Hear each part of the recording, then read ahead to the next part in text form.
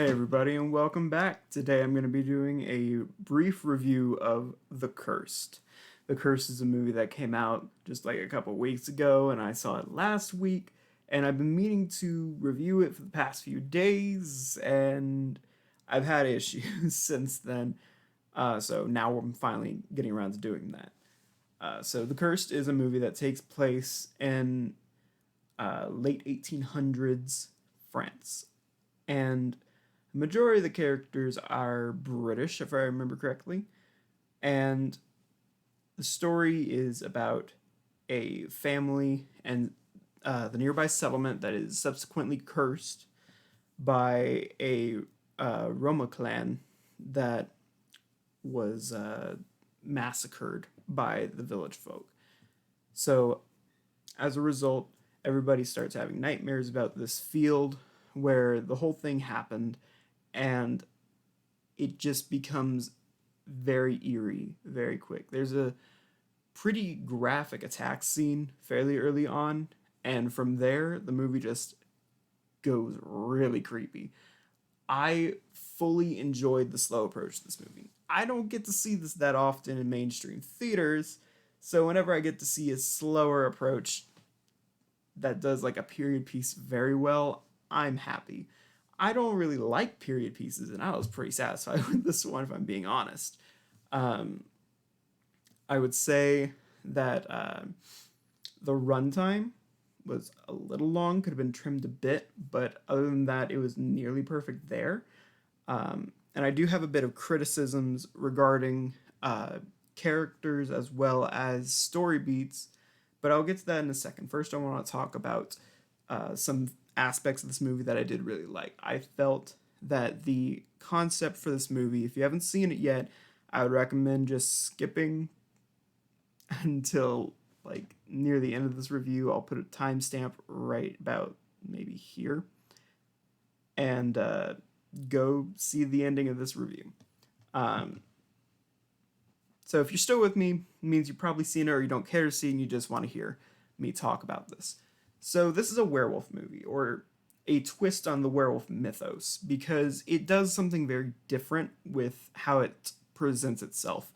Because we get this entire kind of thing that works sort of similarly to that of the story of the werewolf, where if you're bit by this creature, you will turn into one of this creature. But I don't think it's something that is locked behind a full moon. It can happen at any time. And I think what makes it really eerie is that most of the time we don't see the creature. We get like a brief glimpse of it and like a very quick attack, but we see the aftermath of that attack. So we're allowed to piece together in our minds exactly what happened there. And that's a good thing. Like some people are more wanting the up close and personal with the gore. What I think is great about movies like this is that it takes the whole concept of less is more and uses that. Because when we're given less visuals, but we're given the overall impact, our mind makes up the gaps. And because of that, we get to see more of it here, and it's a bit more intense that way. Other movies that do this is like Texas Chainsaw Massacre in 1974. Not comparing, just saying that this is something that's happened back then too, which is what made that movie successful. I love the atmosphere for this movie. Like the fog in the whole background was pretty damn great, if I'm being honest. Just a consistent looming sense of dread. Great. The movie did that fantastically. And I thought that the atmosphere is the best part about this movie. It's very suspenseful and it's just moody, eerie from beginning to end. Now, for a bit of the negatives about this movie, I think that the characters are a bit flat. I enjoyed our main character, who is a pathologist. I enjoyed getting to know the story with him because he had to play a game of catch up. Because he didn't know why this was happening, but we knew. We knew. So he had to figure it out. And of course, it wasn't really something that they wanted him to figure out because it's not a nice thing for having, outsiders know about your family and your settlement. But it's just when you come to terms with him figuring out what's going on and piecing together what's happening now to his own story, it becomes a bit more personal to him. And I feel like that's pretty interesting. And I like that. I just hope that if they decide to do a sequel, which I'm pretty sure they won't, but if they ever decide to do a sequel and have more adventures of John McBride, I believe, um, then I really hope they don't have like a monster police kind of thing. I feel like that would be a bit cheesy and would kind of take away from the overall tone of this movie. I think another thing that I had an issue with is the ending of the movie. And I really wanted to like the ending of this movie because I felt the entire thing happening in the estate was really well handled. It was pretty great. It was exciting. It was violent. It was climactic, and I enjoyed it. However, when they get to the church, I have an issue.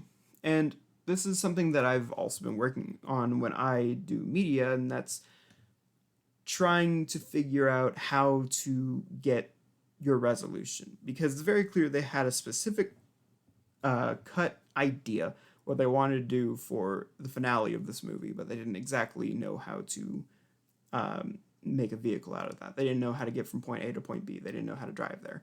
And that's my issue.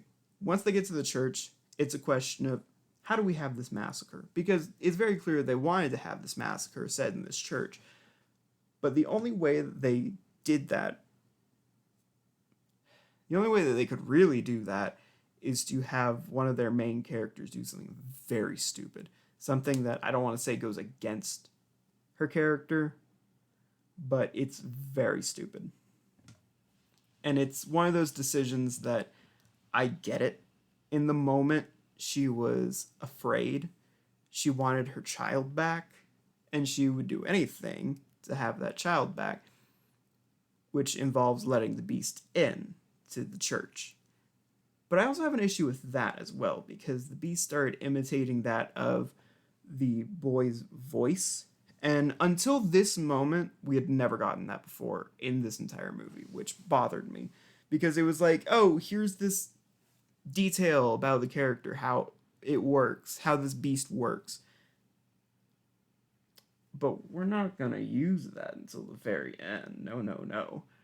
And, like, they've done other things before where they had, like, these other humans that it turned into this beast. They showed them as people outside of the beast in other spots, but they never talked, which is, I think, my issue.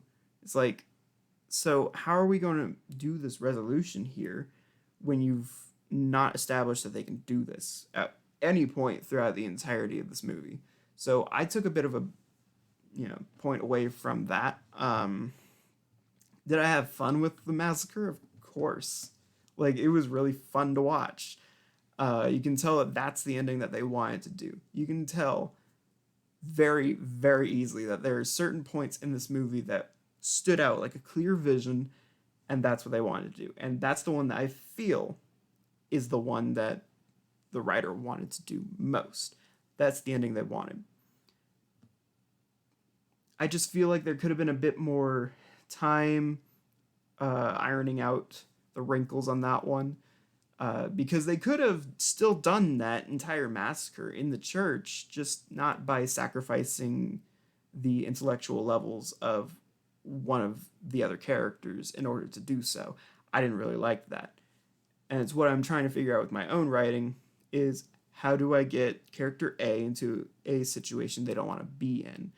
The only way that character B can do that is to figure out how to convince character A. But you don't want to dumb down character A so that you have the convenience of character A going in with character B into the situation they don't want to be in. Which, again, that's my issue. And then also, the beast design by itself was really good, but I didn't care for the CG. I feel like they did a bit too much CG, and it didn't work for me. It just didn't really work for me. Um, and I think overall, it's a pretty damn good movie. I enjoyed watching it, and that's kind of rare that I would go into a period piece movie and come out saying, "This is great." Anything that happens prior to like the 1940s is something that I'm probably not going to be super tuned into. I don't know why. It's just not really my thing to watch period pieces, but this one got me. This was a very interesting concept. However, I do wish they stuck with the original title of Eight for Silver because I think it's a bit more interesting of a concept title than The Cursed, which is rather generic. So, honestly, I mean, if you've seen uh, other rankings on Letterboxd, you probably know that this isn't like the highest rated movie at the moment. If you can still watch it, go see it if you're interested. It's a very slow moving movie, but if you're into just atmospheric horror, you'll probably really like this, and I would recommend it for that and that alone. All right, so that's going to be the end of the review. I might be doing a video talking about season 1 of Euphoria because I just finished watching that, but I might want to sit on that a little bit.